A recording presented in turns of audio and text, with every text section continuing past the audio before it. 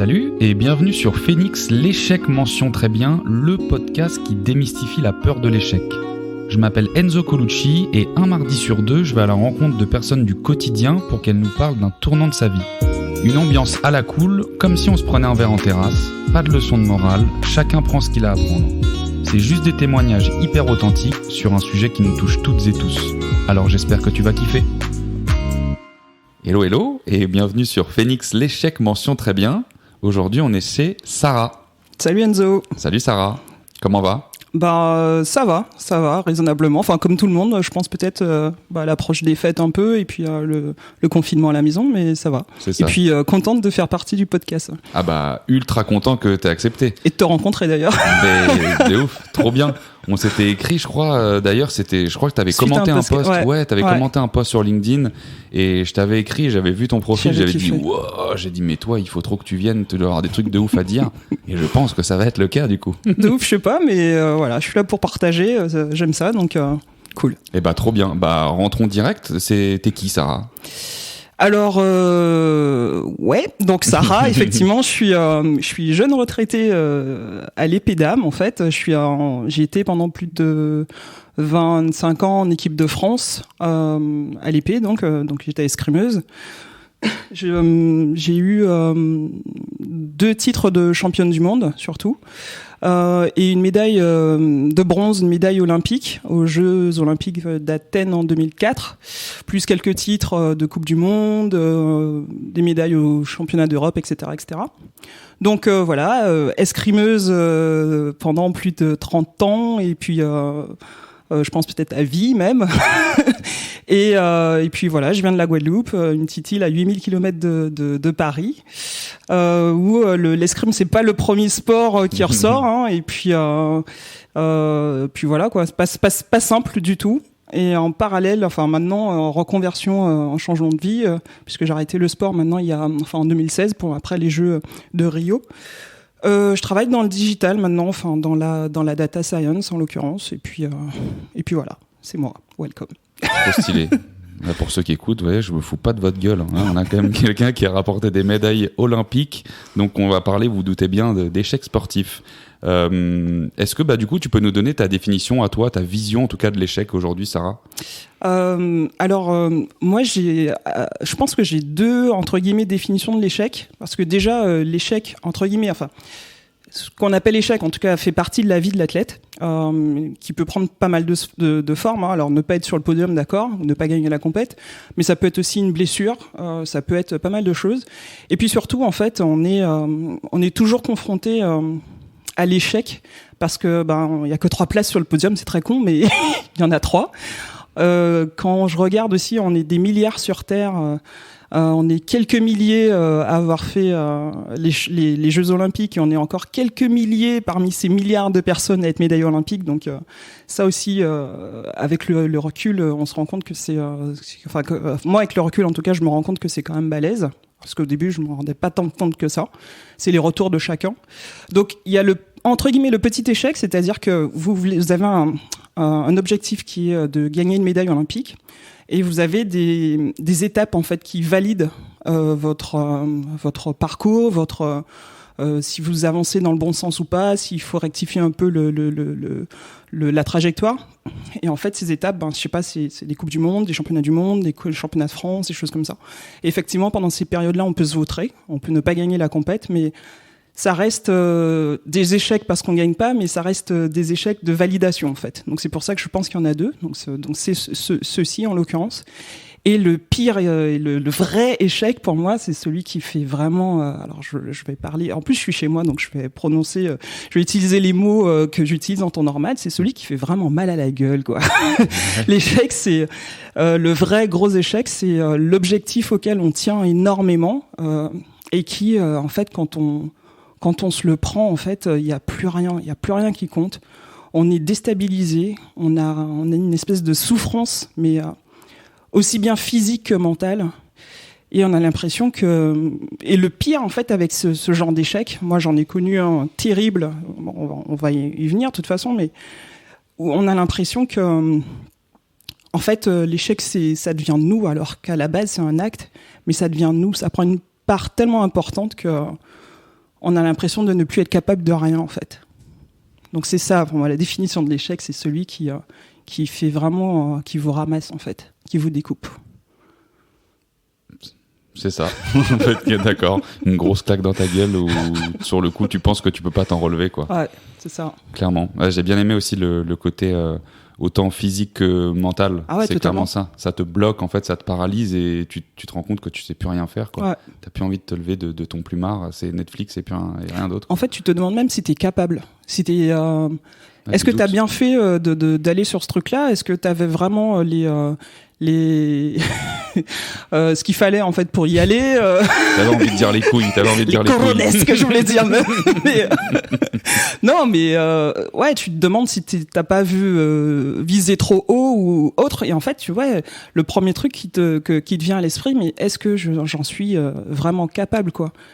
Est-ce que j'en suis capable ? Et du coup on s'identifie à cet échec alors que ça reste toujours un acte, c'est pas qui on est, et c'est horrible.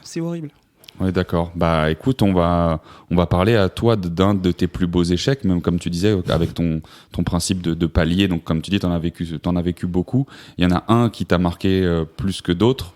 Je l'introduis, après, je te laisse bien sûr tout expliquer. C'est du coup ton échec au JO, parce qu'on a parlé tout à l'heure que tu avais gagné du coup une médaille, Ouais. mais derrière, après, on n'a pas réussi à réitérer, quoi, c'est ça? Oui, c'est joliment dit. C'est pas vécu de la même manière qu'on s'est dit, mais tu vas ouais. nous le dire justement comment tu l'as vécu. Alors sur le plan sportif, effectivement, j'en ai eu pas mal, et il y en a un qui m'a toujours fait super mal. C'est celui des Jeux Olympiques de Londres 2012. Alors en fait, l'équipe de France épée féminine, pour se qualifier aux Jeux Olympiques d'Athènes en 2004. On a galéré. On s'est qualifié à la dernière compète en Allemagne, pas grand-chose, mais on s'est déchiré. On a été unis, on a été confiantes. On a bien fêté ça, mais on a galéré et on s'est qualifié au dernier moment. Pékin, on n'a pas eu d'épreuve pour notre sport par équipe. Et ensuite sont venus les Jeux Olympiques de Londres en 2012. Et là, pareil, on a galéré. On s'est battu, on a été jusqu'au bout, etc. Sauf que la dernière compète, en fait, elle a eu lieu chez nous. Elle a eu lieu chez nous à Paris, avec notre famille, nos amis. On leur a demandé de venir, ils nous ont supportés, ils nous ont encouragés, ils nous ont portés. C'était fort, c'était important. Sauf qu'on s'est vautré, en fait. Et on s'est vautré à pas grand-chose, mais on s'est quand même vautré, que ce soit pas grand-chose ou pas, mais on s'est vautré. Et ouais, pour moi, ça a été le plus gros échec en fait de ma carrière, parce que justement, même si on était parti pour se prendre le mur, comme ça a été le cas en 2004, et finalement on a pu se qualifier au dernier moment et se qualifier au dernier moment et partir et ramener la médaille. Là, en 2012, on a aligné la même équipe en fait de 2004. On s'est dit qu'on va repartir dans le même état d'esprit, confiante, on va faire un hold-up et ça va le faire. Et en fait, on s'est vautré. Et où ça a été, où sans conteste, c'est l'échec le pire, c'est que j'avais jamais autant souffert en fait de mon sport en tout cas. Et d'ailleurs, le lendemain ou le surlendemain, mais franchement, c'était tellement violent que je dirais le lendemain, je suis rentré chez moi en Guadeloupe, retrouver les bras de ma mère et puis mon île, que ça me fasse du bien. Donc quand j'ai besoin de me ressourcer, vraiment, je rentre chez moi. Je suis gourmande, donc en plus ma mère aime bien cuisiner, elle me fait des petits plats et tout. Aller à la plage, se ressourcer, prendre un bain de mer et puis regarder un peu l'horizon. Et en fait là, j'avais tellement mal que je mangeais pas. Je suis quasi pas sortie. Je dormais pas. J'étais un zombie quoi. Il y avait plus d'envie en fait, il y avait plus aucun intérêt à rien, et alors que c'est que du sport avec du recul, mais t'as donné beaucoup avant d'arriver là justement. C'est beaucoup de sacrifices, c'est l'espérance de se qualifier, c'est beaucoup de choix, ouais, c'est beaucoup de choix. Une qualif olympique, c'est minimum 4 ans, donc pendant 4 ans vous faites au moins 3 ans vous faites que ça en fait. Vous mangez olympique, vous douchez olympique. Moi je suis une fêtarde, je vis un peu la nuit, de toute façon, le projet est tellement important que vous n'avez pas envie de faire la fête ou de manger des litres de glace ou de pizza, parce que oui, j'aime bien la junk food quand même. Donc il y a des choses qui viennent plus à vous, parce que le projet, en fait, s'impose à vous. Mais là, c'était... en plus, j'en parle pas beaucoup, et pour le coup, ça me remue toujours un peu, cet épisode. Il a été horrible, parce qu'au final... dans l'équipe, en fait, on n'allait pas toutes dans le même sens déjà. Donc, cette force qu'on a eue auparavant, cette unicité, ce courage ensemble, tout ce qu'on veut, en fait, cette confiance, en fait, elle n'était pas là. Et c'est aussi pour ça que ça a fait autant mal, où j'avais l'impression que, tout s'effondrait, en fait. Pour moi, tout s'effondrait. C'est autant d'investissement et pour finalement avoir tellement mal, une douleur physique importante mais mentale. Et puis ma mère, le déclic, si tu permets que j'enchaîne là-dessus, c'est quelques déclics en l'occurrence, ça a été ma mère en fait, les mots de ma mère qui ne m'avait jamais vu autant souffrir en fait. Je suis vraiment gourmande, hein, c'est pas. Cette période-là dont tu parlais, juste quand t'es revenu du coup chez toi en Guadeloupe et où t'étais au fond du seau, ça a duré combien de temps? Parce que t'es parti direct le lendemain, tu dis donc comme ça, je pense que je suis resté peut-être 10 jours ou 2 semaines là-bas, je sais plus. J'ai plus cette notion, j'ai vraiment la notion de la sensation, par contre, malheureusement, mais peut-être 10 jours, 2 semaines, je sais plus. Okay. Mais de toute façon, pendant des mois, j'ai eu mal. Pendant des mois et des mois, j'ai eu mal. Où ça s'est un peu calmé, c'est que les mots de ma mère là-bas sur place qui a fait ce qu'elle peut. Elle a fait comme elle pouvait en fait, parce que même si des fois les mots ou les phrases n'étaient pas forcément juste comme beaucoup de personnes disent quand un athlète perd, c'est pas grave. C'est pas grave, il y en aura d'autres. Si, c'est grave. Dites pas ça, c'est grave. Mais en fait, on s'en remet, c'est surtout ça. Donc les mots de ma mère et puis. J'en ai profité aussi pour voir un peu ma famille élargie, mais là aussi ça a été un peu, ça m'a fait du bien. Et ce qui a été vraiment salvateur pour moi, c'est que j'ai fait le choix d'aller à Londres, alors que je sais que d'autres de mes coéquipières n'ont pas regardé les Jeux, n'y sont pas allées, elles n'ont pas allumé la télé ni la radio, elles se sont vraiment mises sur une île où il n'y avait aucune information là-dessus, ce qui n'est pas simple, mais voilà, c'était leur façon en tout cas de passer ça. Deuil, ouais. Moi, je suis allé à Londres. Ça m'a fait, au début, ça a été violent, j'appréhendais beaucoup et au début, ça n'a pas été simple. Et en fait, de voir mes potes, en l'occurrence à l'épée homme, et puis dans d'autres sports cartonner, la joie petit à petit a pris un peu de place et ça a fait un bien fou en fait. Et puis d'être là-bas aussi, de regarder la compète de l'épée d'âme, ça a été. Tu bouclais la boucle un peu en fait, tu avais prévu d'y aller dans ta tête, et donc même si là tu n'y allais pas en tant que pendant longtemps compétitrice. Quand même, j'ai hésité à pas y aller. Pendant longtemps, je me suis dit que j'y allais pas d'ailleurs, mais en fait. C'est les mots de ta maman justement qui ont fait le déclic, qui a fait que t'es parti, ou c'est quoi le déclic qui a fait que tu t'es dit bon j'y vais quand même, on verra bien. Alors ma mère, les mots sont de ma mère ou même de mon entourage en fait, parce que l'entourage joue un rôle important dans ce genre de cas. C'est les personnes avec qui vous vivez, votre entraîneur parfois, ou des potes. L'entourage joue un rôle qui vous permet aussi de pas totalement vous noyer en fait, de pas totalement vous perdre, parce qu'il est facile de tomber dans des choses pour essayer d'oublier la douleur en fait, mais ça règle pas le problème pour autant. Et puis aussi le fait de se rappeler que finalement j'avais quitté la Guadeloupe, donc que j'avais fait plus de 8000 km pour venir à l'internat à Bordeaux, et finalement ne pas rentrer chez moi le week-end, ne pas rentrer chez moi pendant les vacances, passer mon premier Noël seul, etc. Et en fait de se rappeler que j'en avais chié pour être là, et que c'était peut-être pas fini en fait. Donc le cumul de tout ça et des personnes qui ont été là aussi a été salvateur quoi, pour moi en tout cas. On se rend pas compte, mais en tant que sportif de haut niveau, il y a justement, comme tu disais tout à l'heure, on est des milliards, il y a extrêmement peu d'élus, parce que ça demande des sacrifices de mutants très très jeunes en fait. Moi je sais que typiquement j'ai fait beaucoup de sport, mais je suis du coup très très loin, et j'ai pas eu, on parlait tout à l'heure, les coronets justement, j'avais pas le courage à l'époque de me dire je quitte ma famille, je sacrifie tout ça pour mon sport. Pourtant, j'adorais mon sport, je mangeais, je dormais, tout ça, mais c'est une vie de... Ouais, c'était dur. C'est une vie très dure, d'être des sportifs de haut niveau. Ça demande un effort, une force mentale. Un engagement qui est physique très important et qui, en fait, l'objectif étant... alors, chacun son objectif, chacun son niveau. L'objectif étant tellement important que vous êtes obligé de vous engager. Et en fait, plus vous engagez, même si vous êtes bon ou mauvais, c'est pas la question de niveau, plus vous vous engagez, en fait, et plus vous croyez en votre objectif. En fait, c'est une spirale.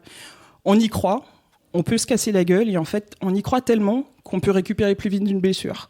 On y croit tellement qu'on s'engage un peu plus. On y croit tellement qu'on se fait une double fracture au pied, et en fait, on travaille différemment la main en attendant la reprise, et que quand on revienne, en fait, on est plus fort qu'on l'était avant, alors qu'on a 3 mois dans les pattes, justement pas dans les pattes, de retard par rapport aux autres. En fait, c'est une spirale. Plus, on a un objectif, plus on y croit, plus on s'engage, plus ceci, plus cela, et en fait, au bout du compte, on finit soi-même par se forger un mental d'acier et être présent, en fait. C'est très con, hein, mais moi, je reste vraiment encore persuadée, et ça choque et surprend encore des gens, mais ouais, on est des milliards. Oui, on est quelques milliers à être... des milliards sur Terre, je veux dire, et quelques milliers à être médaillés olympiques, mais on est tous capables de faire une chose importante, tous capables de faire quelque chose d'extraordinaire au sens propre du terme. On n'est pas tous capables d'être médaillés olympiques, on n'est pas tous capables d'être présidente d'ailleurs de la République, par exemple. On n'est pas tous capables d'être président d'Amazon, j'en sais rien, peu importe, mais on est tous capables de faire quelque chose de différent, en fait. Et on est tous capables de faire quelque chose qui peut amener de l'extraordinaire dans sa propre vie, tout comme dans la vie de quelqu'un d'autre, en fait. Qui a du sens pour soi, ouais. Exactement. On est tous capables de switcher, et pour ça, si tu y crois pas, ça marche pas. Et comme je disais, cette spirale amène justement à tout ça, en fait, à se forger de plus en plus un mental.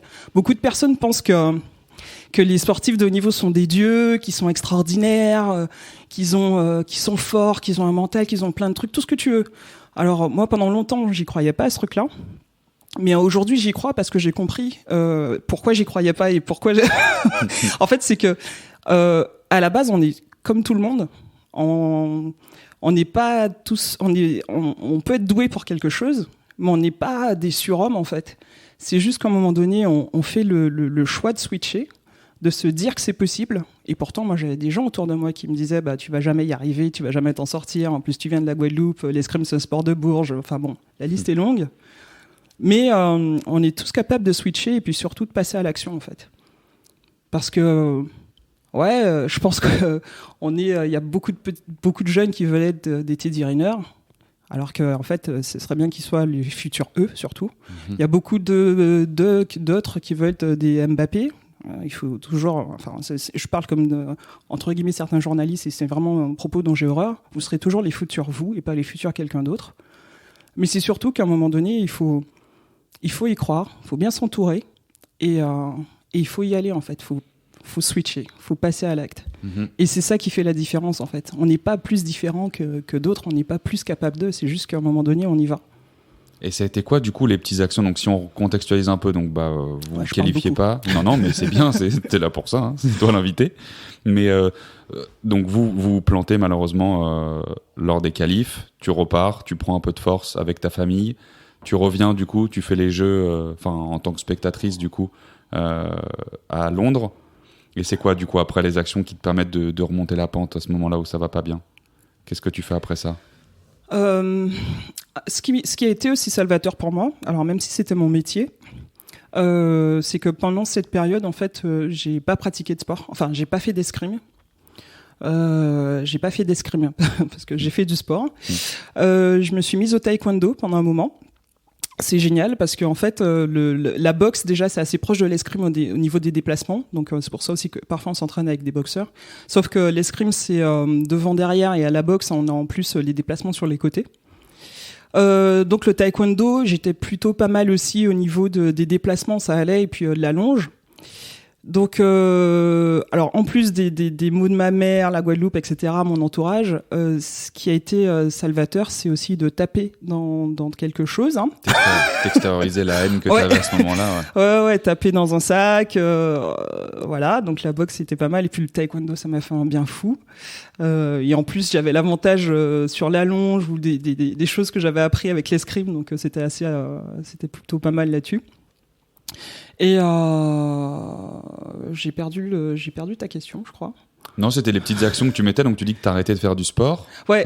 Pardon, j'ai arrêté de faire de l'escrime. Sport. Et du coup, quand ça a été mieux, en fait, plus le fait de voir mes potes revenir, etc., et gagner ou être médaillé au jeu et autres, en fait, et vraiment cette distance avec l'escrime m'a fait du bien. Je pense que je l'ai encore plus désiré, en fait. J'ai eu encore plus envie de revenir, de me faire plaisir. Moi, l'escrime, j'ai commencé l'escrime moi, à 3 ans et demi, donc vraiment très jeune. Et pour moi, ça a été un moyen de très vite déjà de m'en sortir dans la vie, mais ça aussi a été un moyen d'évacuer des choses pas forcément drôles qui me sont arrivées ou arrivées à d'autres personnes proches de moi. Ça a été salvateur en fait. Donc ça t'a permis aussi de développer une autodiscipline très tôt aussi. Ah oui, ouais, bien sûr. Donc y revenir, ça a été à nouveau, enfin voilà quoi. C'est comme quelqu'un avec qui vous êtes et vous vivez depuis des années, et en fait il y en a un qui part 6 mois bosser à l'étranger, et quand vous vous retrouvez alors que vous kiffez. Voilà, je pense que c'est à peu près la même sensation en fait. C'est mon amour de toujours en fait, l'escrime. Voilà. Et t'as arrêté combien de temps du coup ? À chaque fois je pose des questions sur le temps, mais c'est pour qu'on voit à peu près le temps de deuil de chacun, parce que c'est toujours très différent, parce que ça peut prendre du temps parfois. Ah mais même à la reprise, c'était encore présent de toute façon. Encore une fois, les échecs sont tous différents, mais celui-ci, il était vraiment violent parce que on a été trahi en fait par une personne de notre équipe en fait, qui en l'occurrence n'allait pas dans le même sens que nous toutes. Donc forcément, c'était plus douloureux. J'allais te demander ça tout à l'heure, pardon, je te coupe en pleine phrase. C'est que l'échec, du coup, vous l'aviez assumé collectivement, parce que là, c'est un sport indiv à la base aussi d'escrime, mais aussi qui est collectif. Je pense qu'on l'a assumé individuellement. Okay. Parce qu'on en a tout chié en fait. Je pense que vraiment on peut pas le dire autrement. Et puis même au niveau des entraîneurs, parce qu'on parle souvent des athlètes, mais les entraîneurs aussi ils s'investissent. Donc notre entraîneur aussi, ça n'a pas été simple pour lui, tout comme ça n'a pas été simple pour notre préparateur physique ou notre kiné. Après, voilà, il y a quand même une personne de l'équipe qui a pu partir faire la compète en individuel. Donc l'entraîneur aussi, il faut qu'il se remette dedans. Mais je pense qu'on a toutes individuellement déjà fait sortir ce qu'on devait faire sortir de nous, enfin chacune. Et puis de toute façon, on en avait besoin. Moi, j'étais déjà pas capable de manger et de sortir. Alors j'avais encore moins envie de parler de quoi que ce soit à qui que ce soit, et même quelqu'un qui me comprenait. Hein. Si je prends l'exemple de Maureen Nizima, qui était ma coéquipière la plus proche à l'époque et qui est toujours une très bonne amie, en fait, on s'est appelé très tardivement. On s'est appelé un peu au début et puis après très tardivement parce qu'on se comprenait et qu'on avait besoin d'en parler, mais aussi on avait aussi besoin de souffler et puis on se refaisait le film. Moi on s'est dit les mêmes choses, on s'est refait le film plus d'une fois. C'était vraiment cauchemardesque en fait. Moi ça me réveillait la nuit, c'était horrible. Mais donc oui, on l'a vu, on l'a individuellement et ensuite de manière collective parce que en fait, même si c'est un sport individuel et c'est aussi un sport collectif, mais en fait ça marche pas si on n'est pas tous ensemble en fait. Même si on se tape dessus et qu'on est potes en dehors, mais ça marche pas si on travaille pas ensemble. Donc il a aussi fallu bien évidemment pour avancer en parler et travailler ensemble, bien sûr. Ouais, on change pas une équipe qui gagne, c'est drôle parce que c'est marrant ce dicton de con parce que ça arrivait plein de fois. Ça arrivait, on se rappelle, tu sais, enfin, je parle aussi sport co, puis c'est du sport masculin, parce que c'est le truc qui me vient. Équipe de France 98, en 2002, on se fait sortir des poules. Je crois que c'était pareil avec l'Espagne, là récemment. Enfin, tu vois, c'est fou ça, ce truc de dire on reprend les mêmes, on va repartir. Et en fait, est-ce qu'il y a un truc où quand tu gagnes, est-ce que ça joue aussi le fait d'avoir peut-être déjà gagné ensemble ? Est-ce qu'il n'y a pas ce truc, tu sais, un peu cliché comme on l'a vu avec Rocky à l'époque, où t'es plus outsider, t'as plus, tu vois, cet œil du tigre, tu vois ce que je veux dire ? Je pense que ça joue parce que en fait, quand il n'y a pas de médaille olympique depuis un moment et qu'il y a 4 nanas qui arrivent à l'épée d'âme et qui fracassent tout, elle ramène une médaille, elle fracasse tout, ensuite elle ramène une médaille des Jeux. Ça veut dire qu'à ce moment-là, qu'elles s'apprécient pas, c'est pas ça le sujet. C'est qu'elles sont capables d'aller, en tout cas, toutes vers le même objectif. Donc ça veut dire qu'elles se connaissent quasi par cœur, qu'elles se connaissent mieux que leur partenaire de vie se connaît, enfin les connaît, parce qu'il faut les connaître en fait, ça il faut le savoir. En fait, on passe quand même énormément de temps ensemble pendant les voyages, les entraînements, les compétitions, dans les vestiaires. Enfin, on connaît quand même pour certaines le centimètre carré du corps en fait de l'autre, quoi, presque. Enfin, ça devient vraiment presque de l'intime. Enfin, faut bien comprendre ce que je dis. Faut pas. Et puis, je pense que. Ouais, je pense que là j'ai perdu ta question parce que c'était dans mes propos, tout dans ma tête. Tu visualisais. Qu'est-ce que tu m'as demandé? Moi-même, je sais plus où on en était. Ah là-dessus, oui, je t'écoutais. Et du coup, par équipe, on se connaît tellement qu'on sait qu'on est capable de faire énormément de choses ensemble. Du coup, si ça se concrétise par une médaille ou une je sais pas, enfin, quel que soit le truc, ça se concrétise par une victoire ou un podium. En fait, ça fait que on a été capable, encore une fois, qu'on s'apprécie, qu'on s'apprécie pas, tout ce qu'on veut, on a été capable d'y arriver, en fait. On a été capable d'avoir cette médaille. On a été capable d'aller à l'encontre de ce que dit un tel ou un tel. Donc, on peut se dire que on se connaît tellement et qu'on est tellement fortes ensemble et qu'on est capable de faire front que des années après, si on va toutes dans le même sens, en fait, on est encore capable d'être fort. Le seul problème avec ça, donc que ça soit parce que tu prends l'exemple de la Coupe du Monde de 98, qui est un exemple qui me parle, et je prends donc nous notre exemple en l'occurrence 2004 et 2012. Ça, encore 2008, on n'avait pas d'échange par équipe chez nous. En fait, le truc c'est que oui, on est capable parce qu'on a cette force en nous et qu'on l'a déjà vécu toutes ensemble, individuellement et toutes ensemble, et individuellement au sein du groupe aussi. Mais en même temps, il faut pas oublier que c'est de l'expérience et de l'expertise. C'est des choses qu'on acquiert avec le temps. Mais il faut pas revenir la deuxième fois quand vous revenez avec la même équipe, faut pas revenir avec la même. Enfin, même si l'objectif est le même et l'intention est la même, mais il faut pas revenir avec le même niveau en fait. Faut pas que vous reveniez en vous disant on refait pareil. Déjà, il faut que vous reveniez avec un niveau supérieur à avant, ce qui me semble être logique maintenant, avec du recul. Et puis, ouais, il y a des choses à changer, en fait. Vous pouvez pas revenir en étant les mêmes personnes, quoi. Vous avez appris des choses entre-temps. C'est un peu dommage de, entre guillemets, les mettre de côté pour revenir à ce que vous étiez pour la même équipe, même si ça a fonctionné, en fait. Et ça aussi, je pense que ouais, ça nous a fait défaut, ouais. Tu fais une parfaite transition pour la prochaine question. J'allais te demander du coup aujourd'hui ce qu'il en ressort positivement ou négativement du coup de cet échec. C'est quoi un peu les impacts qu'on peut avoir, comme je te dis, qu'ils soient positifs ou négatifs du coup? Alors côté impact, alors moi le pire, la pire sensation, c'est que, comme je disais, c'est que c'était la première fois qu'un échec prenait autant d'importance, en tout cas dans mon sport.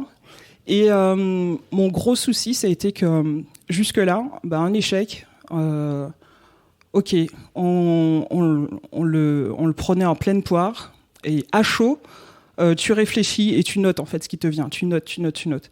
Et en fait, après, tu prends un peu de recul et tu prends le temps de souffler, de penser à autre chose, si tu y arrives.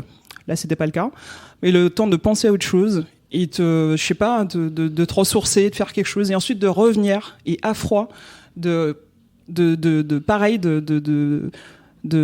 papier, de noter en fait encore des choses qui te viennent par rapport à cet échec-là.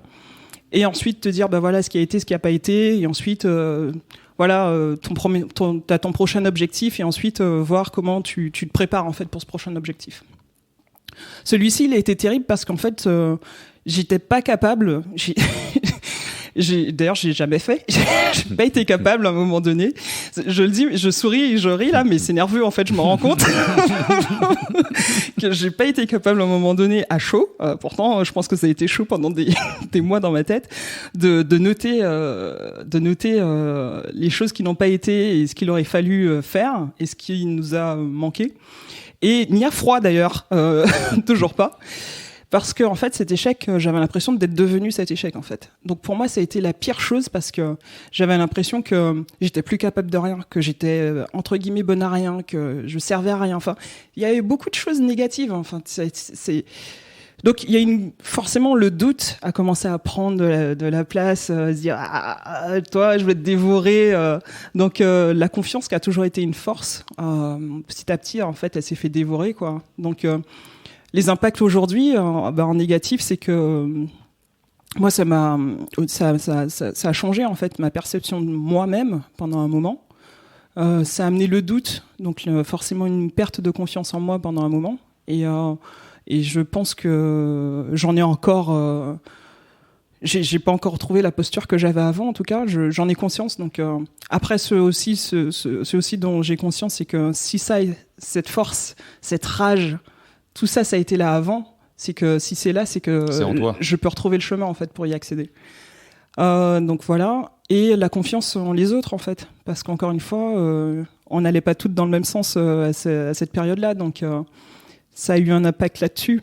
Par contre, les choses positives, c'est que il y a des choses qu'on sent. Je pense que entre guillemets, on maltraite tellement son corps quand on est sportif de haut niveau, on maltraite tellement son corps physiquement, mais aussi mentalement, qu'on finit par avoir, je sais pas comment dirais-je, mais une espèce de sens qui se développe en fait. Moi, le nombre de blessures que j'ai eues où je sentais en fait que j'étais à la limite, mais avec du recul, je sais que c'est là en fait. Et là, pareil. Je sentais qu'il y avait un truc qui allait pas dans cette équipe-là, qu'il y avait un truc qui... Et il y avait une espèce de sens et je me dis, non, quand même. Je veux bien la notoriété, plus d'argent, on est face aux médias, il y a tout le monde qui nous tombe dessus si elle fait son truc toute seule. Mais je me disais, mais non, elle peut pas aller jusque là, maintenant. Bah si. Et en fait, c'est ça, en fait. Me refaire confiance en fait au niveau de mes perceptions, de ce que je ressens voilà. Il y a eu beaucoup de négatifs, mais je sais que ça reste avec du recul aujourd'hui, je peux le dire, même si j'ai eu un petit moment de chaud un moment quand on en parlait. Mais l'échec reste toujours un point qui te permet d'évoluer et de grandir en fait. Nous, on en a 150 millions dans notre carrière sportive. Donc, celui-là, il fait mal. Encore aujourd'hui, c'est plus une souffrance, mais c'est encore une blessure, encore un peu. Mais pas de l'échec lui-même, mais plutôt de la façon dont les choses se sont passées avec cette personne en qui nous avions confiance, en l'occurrence. Mais voilà, c'est quand même quelque chose qui m'a permis d'apprendre et de grandir. Donc, d'apprendre sur moi. D'apprendre sur les autres aussi, ce qu'ils sont capables de faire, ce que moi je suis capable de faire. Et puis, j'aurais jamais pensé être capable d'avoir une souffrance mentale aussi importante.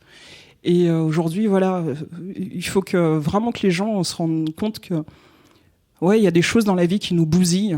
Moi, je parle de sport parce que là, j'interviens parce que j'ai été médaillé olympique et médaillé mondial, mais j'ai perdu mon père il y a quelque temps. Il y a des gens qui vivent des choses horribles dans la vie, mais il est toujours possible, en tout cas à un moment donné, je pense, en tout cas, de croire en quelque chose un objectif qu'on se fixe et de se servir de ces choses, de cette souffrance intrinsèque et pas quelque chose qui vient de l'extérieur, pour arriver en tout cas à avancer ou se surpasser ou se surélever, en tout cas pour arriver vers son objectif. Bon, je suis allé un peu loin, mais bon. Non, c'est une très belle réflexion. Du coup, ça reprend plein de questions que j'aurais voulu te poser, donc tu y réponds toute seule, donc c'est génial. Et moi, ce qui me vient en tête, je te l'ai posées tout à l'heure en off et je te la repose là. Du coup, c'est quoi le conseil ou les conseils que tu donnerais à ton ancien toi? C'est vrai que ça m'a fait rire quand tu m'as posé la question. La première chose, c'est en fait le processus, tu le connais. Il y a un process en fait pour se qualifier pour les jeux. Il y a un process pour arriver à un objectif. On a un objectif, et comment se donner les moyens d'y arriver. Donc on se pose sur un papier, enfin beaucoup d'athlètes font ça en tout cas, couche sur un papier, tu mets ton objectif, tu mets les étapes à valider pour y arriver. Donc voilà, Jeux Olympiques, ok, championnat du monde, Coupe du monde, championnat d'Europe, championnat de France, etc. Jusqu'à la compétition de Paris, tu vois. Et en fait, tu regardes où t'en es aujourd'hui. Tu regardes ton niveau aujourd'hui. Par contre, il faut être franc avec soi-même. Des fois, ça fait mal à la gueule, mais il faut, sinon ça marchera pas. Tu regardes qui sont les premiers concurrents, en fait. Tu regardes leur niveau. Tu regardes la différence avec chacun, entre toi et chacun. Ce qui fait que eux, à ce moment-là, ils te dégomment, en fait. S'ils sont devant toi, c'est qu'a priori, ils sont plus forts que toi. Donc, qu'est-ce qui fait qu'au moment où tu les croises, ils sont plus forts que toi? Ce qui change, donc tu le notes aussi, ça aussi. Et puis petit à petit, en fait, tu valides ou pas tes étapes. Donc soit tu les valides pas, et dans ce cas-là, tu corriges le tir. Donc le process, je le connais. Maintenant, c'est plus tu le connais et puis tu l'aimes parce qu'on a besoin de ce process en fait dans le sport. On a besoin d'avoir ces espèces de rituels, ces règles aussi qui nous permettent. On a besoin de folie aussi pour changer et sortir de notre zone de confort et faire un truc de fou au dernier moment. Moi, le nombre de fois où ça m'est arrivé, comme beaucoup d'athlètes, de faire un truc que même je pensais pas être capable de faire et qui, au dernier moment, paf, tu sors ça et toi, ça t'impressionne un peu après, mais surtout sur le coup, la nana, tu la fracasses. Donc, ouais, en fait, moi, je me dirais, tu connais le process et tu l'aimes, alors fais-lui confiance, déjà. Et puis surtout, ne remets pas en question, ne mets pas de doute sur des choses qui n'ont pas besoin d'avoir de doute. C'est-à-dire que si tu sens quelque chose, fais-toi confiance en fait. Encore une fois, je pense que c'est comme dans le recrutement. c'est très con, mais moi j'y crois en fait. C'est que quand il y a un doute, il n'y a pas de doute en fait. J'allais te le dire, c'est très con, mais c'est vrai. Quand il y a un doute, il n'y a pas de doute. Donc ouais. Bah écoute, trop stylé. Je pense qu'on va boucler sur cette petite interview, Sarah. Je pense qu'il y a plein de grosses punchlines là-dedans, piquées partout, mais c'est très stylé. Merci beaucoup pour ce retour d'expérience qui, je sais, n'est pas forcément facile. Mais puis on va passer à un truc un peu plus fun là à la fin. Là, attends, on va repartir, ça va être bien. On va passer avec les questions sur la mention. J'ai hâte d'avoir tes réponses. Question pour la mention. Et donc, première question, Sarah, c'est quoi pour toi les 3 plus grandes vertus à avoir dans la vie? Alors c'est bizarre, j'en ai pas parlé ce soir, mais je dirais la confiance en un. C'est bizarre, j'aurais jamais cru que tu allais dire ça non plus. Donc ouais, la confiance, bien sûr, bien évidemment, aussi bien en soi que les autres, qu'avec nos partenaires, enfin de vie. Donc la confiance, la communication, parce que en fait. Quand il y a aussi bien des non-dits ou des choses sur lesquelles on se comprend pas, en fait, des fois, il y a des projets qui capotent parce que un tel a compris A, l'autre a compris A', mais l'autre B. C'est très con, hein, mais en tout cas, être en mesure de parler le langage de l'autre et de se comprendre, donc la communication. Et puis, je sais pas, le partage. Le partage, en l'occurrence surtout avec les jeunes qui, pour moi c'est important parce que quand j'ai commencé à performer en équipe de France, j'étais très jeune, j'étais en avance sur mon âge. C'est que le truc c'est que j'étais pas la bienvenue, je rentrais pas dans les codes. J'étais la seule noire aussi, donc ça on a essayé de me faire baver là-dessus, mais oui je suis noire en fait, donc ça marche pas en fait.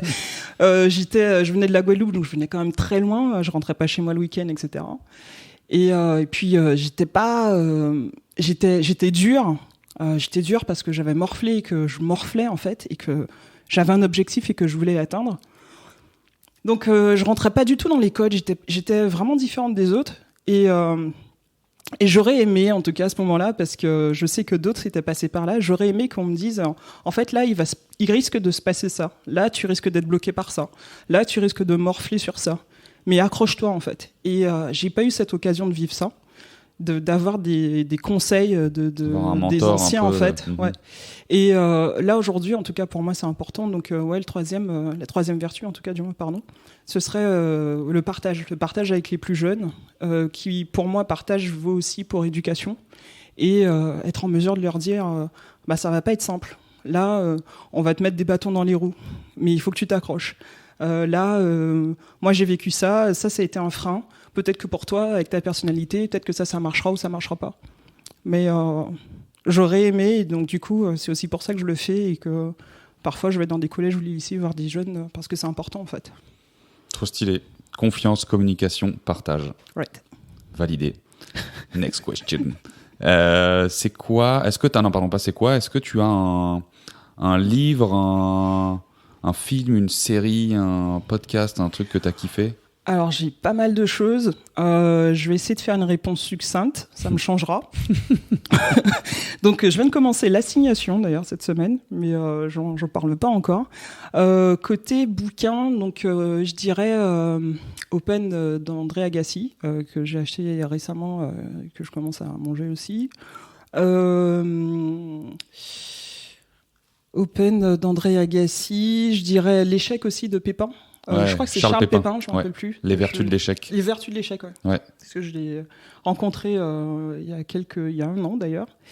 Ne reste pas à ta place de Rokia Diallo, et surtout Option B de Sheryl Sandberg, qui est la COO de Facebook. Alors, comme je disais, j'ai perdu mon père récemment. Et en fait, quand j'ai lu ce bouquin, elle venait de perdre son mari de manière assez brutale, en fait. Et j'avais l'impression qu'elle m'avait interviewé pour son bouquin. Je me dis, Cheryl, quand même, ce sont exactement les mêmes mots que j'ai utilisés, en fait. C'était ce bouquin, j'ai mis un peu de temps à le lire.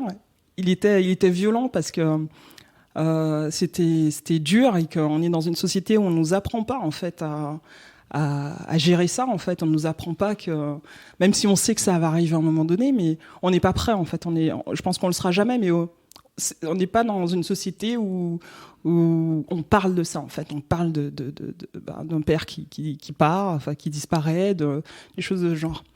Et donc, ce sont les mêmes mots. Enfin, voilà, c'était un bouquin assez dur à lire et assez intéressant.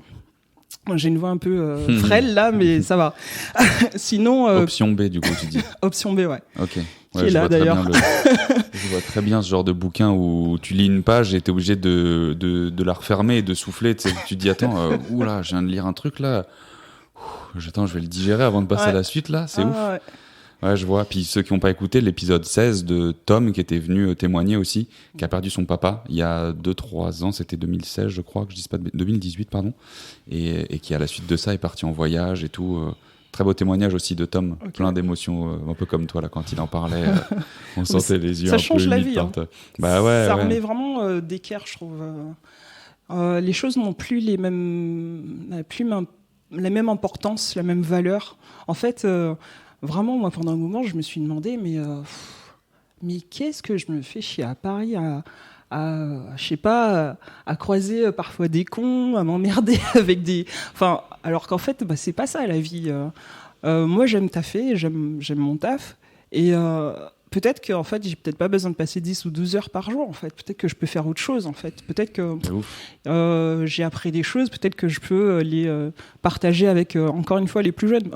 J'ai une préférence pour les plus jeunes, au niveau partage et éducation, parce que ma phrase de début de phrase est très bizarre. Parce qu'en fait, ce sont les futurs, ce sont des adultes, ce sont les futurs adultes, et surtout donc les futurs votants. Hein. On est quand même dans un monde aussi où on a de plus en plus de pays un peu extrémistes. Donc c'est aussi à nous d'impulser le changement, et le changement se fera aussi très certainement par eux. Donc c'est pour ça que je m'intéresse beaucoup au partage et à la communication avec eux. Donc oui, en fait, moi ça m'a dévasté. Pendant 2 ans, plus de 2 ans, j'étais une loque. Et ce qui m'a sauvé, entre guillemets, alors déjà, j'en parlais pas parce que les personnes autour de moi c'était pas du tout le sujet de ton podcast, mais je vais en parler quand même. Vas-y. Les personnes autour de toi, en fait, ils savent pas comment faire, comment t'approcher, alors que vous n'êtes pas obligé de vous sentir. La douleur, la souffrance est horrible. Elle est là et elle est quotidienne, en fait. Elle marche avec nous, elle se couche avec nous, elle se douche avec nous. Cette souffrance, cette putain de souffrance, elle est toujours là. Elle le sera tout le temps. Mais les personnes autour de nous cherchent à trouver une solution alors qu'ils ne la trouveront jamais. Juste votre présence suffit, en fait. Votre présence suffit. Cherchez pas à faire quoi que ce soit, en fait. Votre présence suffit. Et à un moment, j'en parlais plus parce qu'au bout de 6 mois... quand une pote me dit mais qu'est-ce que t'as, et je lui dis bah ouais, je pensais à mon père. Bah oui, je venais de le perdre. Elle me dit ah ouais, encore. Et là je lui dis ah ouais, en fait oui, c'est vrai. Pour toi c'était juste 6 mois, c'était pas ton père, mais en fait moi ces 6 mois c'était comme si c'était hier, en fait. Ça change absolument rien, cette notion de durée, de absolument rien. Et ensuite la colère, enfin bon bref, etc. Mais tout ça pour dire que oui, moi j'avais l'impression que le monde s'était effondré. Et je vais revenir à la première question parce que du coup, je ne veux pas trop rester là-dessus. Donc, le bouquin. Et au niveau média... 3 bons, là. Au niveau média, alors moi, j'apprends beaucoup sur YouTube. Et côté podcast, tout ce qui touche le growth hacking et le product management, puisque je suis en train de changer de boulot, justement. Trop bien. Donc voilà. Et après, je suis... alors là, c'est un vrai souci parce que je suis une dévoreuse de séries, quoi. Ok. Donc, des séries... je sais pas, Mindhunter, The Last Dance, là, l'époque Jordan Bulls. Ouais, j'ai pas encore vraiment tout mangé, donc... c'est mon époque et je kiffe, je sais pas, Iverson, Pippin, enfin tout le monde, quoi. Donc ça va être cool. Et après, The Game Changer, sur le lobbying de la viande. Alors en plus moi en étant athlète, alors moi ce truc-là, ce truc m'a mis une claque, hein, parce qu'en étant athlète, pendant, je pense que depuis tout petit on te dit il faut manger des protéines animales, il faut manger de la viande, il faut manger des œufs, aussi bien pour la récupération, pour être fort, pour avoir un muscle. Putain, c'est du lobbying en fait. Ça m'a mis une claque, ça m'a mis une vraie claque. Aujourd'hui, on sait et on se rend compte, en plus de tout ce que ça génère, hein, pollution, etc., mais que la viande, en fait, c'est pas très bon pour l'homme, en fait. Les maladies et autres. Si t'as pris la claque droite avec Game Changers et que tu veux prendre le retour, je te conseille Cowspiracy, qui est aussi sur Netflix. Cow comme la vache, qui est un peu c'est aussi un peu dans le même lien Game Changers, mais au lieu d'avoir l'aspect de performance sportive, on a vraiment plus l'aspect écologie. Et très intéressant. Les deux, ils sont assez en lien. Quand t'as fait un, tu peux faire l'autre. Ah bah oui. Ouais. Ah oui, là ça me dit bien. On me demande pas mon avis, mais je le donne quand même. Hein. C'est mon podcast, je fais ce que je veux. Et... Ah ouais. Ok. Ouais, non mais trop Changer. Cool. Game Changer, très bon, très très bon. Et puis alors il y en a 2 et les 2 derniers, ce serait, je me rappelle pas le nom, derrière les écrans de fumée ou nos écrans. Derrière nos écrans, un truc comme ça. Il est sorti récemment, je crois. Ouais. Exact. Ça aussi, bon, même si on sait, hein, là c'est bien aussi de l'entendre. Et un truc, alors j'ai bien aimé Dexter, même si ça n'a rien à voir avec moi, mais House of Cards aussi, dans le même style, où justement, parce que c'est assez proche aussi du témoignage que j'ai fait, en fait, c'est malgré... on sait que c'est tordu, hein. On sait que c'est tordu, on sait qu'ils sont capables... La politique, ouais. Ouais, que moralement, c'est vraiment pas terrible, cette série, mais pourtant, elle te tient en haleine, et puis surtout, malheureusement, elle rappelle que beaucoup sont capables du pire, en fait, pour arriver à leurs objectifs. C'est drôle, il avait sorti ça aussi, Grégoire Gambato de Germinal, sur le podcast. Beaucoup, ouais, Greg, okay. Il avait sorti aussi House of Cards, qu'il avait un peu repensé son cadre moral à l'issue de ça. Ouais. Bon, bah écoute, on va finir avec la dernière question. C'est sans doute la question sur les médias la plus longue qu'on ait eu chez Phoenix, mais c'était très bien comme réponse. Tu nous en as donné. Les gens, ils en ont pour un mois de série, de podcast et de bouquins, mais c'est magnifique.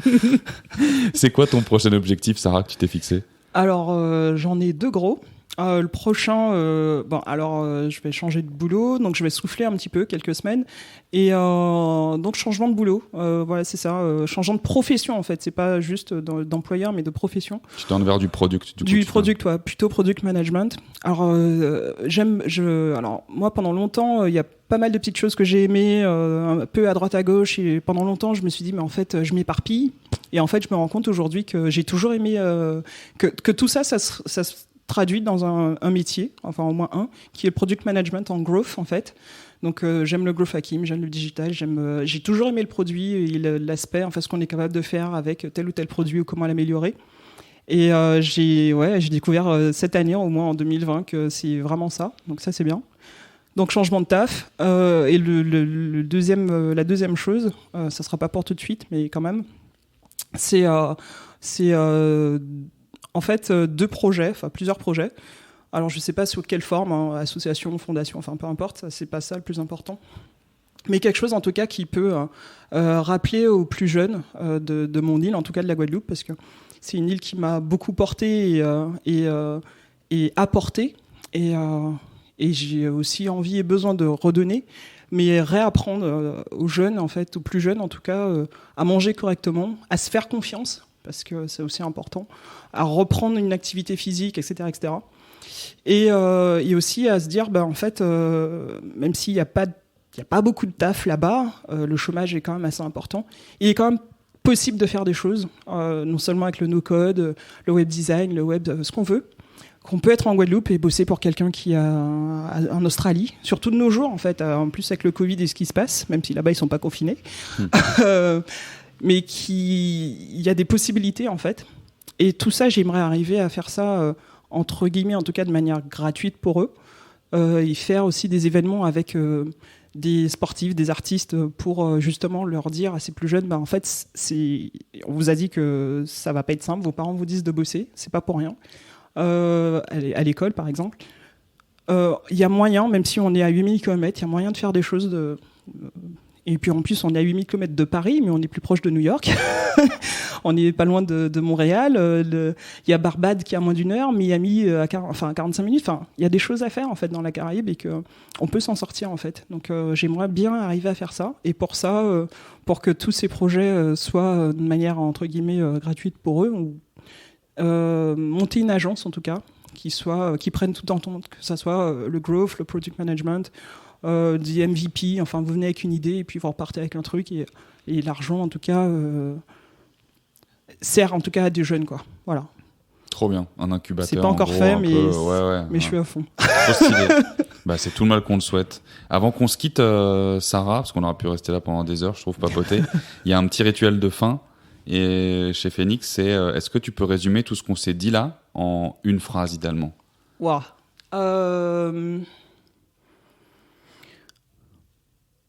Non. Non, c'était simple. Ce qui je pense c'est le plus important, c'est encore une fois, on est tous capables de faire quelque chose d'extraordinaire au sens propre. Donc on est tous capables de switcher. Ayez un objectif, croyez en vous. Enfin moi, des personnes que j'ai croisées qui m'ont dit que j'y arriverais pas. Ah oui, en une phrase. Alors, on est tous capables de faire quelque chose d'extraordinaire. Mettez-vous un objectif, croyez en vous et puis switchez. C'est-à-dire passer à l'action et on y va quoi. Voilà. Trop cool. Franchement, merci beaucoup Sarah pour ce temps. C'était hyper sympa, hyper inspirant sur ton parcours et tout ce que tu as pu dire. Tout le meilleur pour toi, pour la suite, sur tous les objectifs que tu t'es fixés là. Et puis, on se dit à bientôt. À bientôt. Cool, ciao, ciao. Merci à toi d'avoir écouté jusqu'au bout. J'espère sincèrement que l'épisode t'a plu et qu'il a pu t'apporter quelque chose de positif. N'hésite surtout pas à parler du podcast autour de toi parce que clairement, le bouche-oreille, c'est de loin notre plus grande force. Abonne-toi à la page Instagram, Phoenix Podcast, ou à la newsletter sur le site phoenixpodcast.fr pour être informé de la sortie des prochains épisodes. Tu peux également me contacter très facilement sur LinkedIn à Enzo Colucci. Et enfin, si tu l'as pas déjà fait, si tu peux juste prendre 1 minute pour me mettre 5 étoiles et un commentaire sur Apple Podcast, ça m'aide vraiment beaucoup. Je te dis à très vite pour encore plus de ratés et encore plus de kiff.